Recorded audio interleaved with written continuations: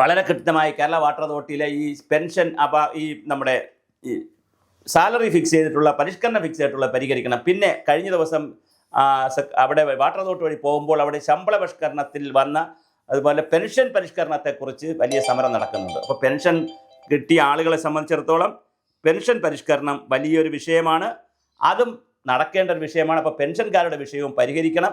ഇവിടെ water authority പോലുള്ള അല്ലെങ്കിൽ മറ്റ് ഇത്തരത്തിലുള്ള സ്വയംഭരണ സ്ഥാപനങ്ങൾ അല്ലെങ്കിൽ തന്നെത്താനെ വരുമാനമുണ്ടാക്കി അതിൽ നിന്ന് ലാഭമുണ്ടാക്കി അത് നിലനിർത്തിക്കൊള്ളാം എന്ന് പറയുന്ന സ്ഥാപനങ്ങൾക്ക് സ്ഥാപനങ്ങൾ പലപ്പോഴും സർക്കാരിനൊരു ബാധ്യതയാണ് എന്നുള്ള കൺസെപ്റ്റിലാണ് പോകുന്നത്.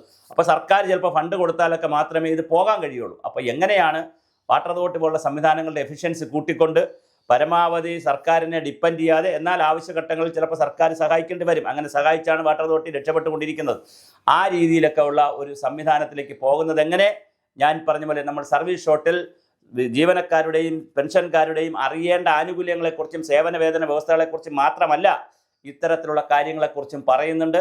ഞങ്ങൾ ഇതിൻ്റെ സർവീസ് കൺസൾട്ടൻസി ആരംഭിച്ചിട്ടുണ്ട്, ഞങ്ങളുടെ കൂടെ ടീമുണ്ടെന്ന് ഞാൻ പറഞ്ഞു.